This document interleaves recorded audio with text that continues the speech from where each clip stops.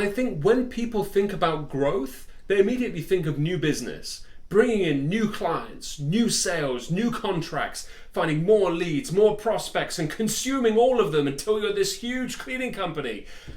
And that is part of it. New business is obviously a part of it. It has to be. It's one of the key components of growth. There's no denying it. But don't have your blinkers on and just think about new business, because that's not all the growth is about. Growth has to be sustainable. I mean, it has to be sustainable long term. It has to be something that you can sustain.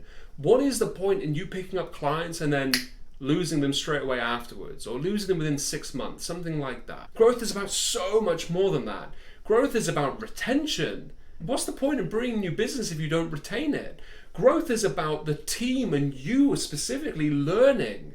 If you don't grow as a cleaning company owner and you don't grow your skill set, then when you get to this next stage of the business, how are you going to have the skills to be able to get to the next stage or even sustain that stage? So growth isn't just about new business. Growth is about understanding that everything needs to grow. Everything, not just new business, retention, your skill set, okay, your capabilities, your team's capabilities, your strategy, your systems, your processes. Everything has to grow together. Otherwise, you're going to get rapid growth, but it's not going to be sustainable.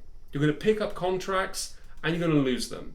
Or worse yet, you're going to pick up a contract that goes really badly and tanks your business. So growth isn't just about new business. When you're thinking about growth, you have to think about everything else that goes with it.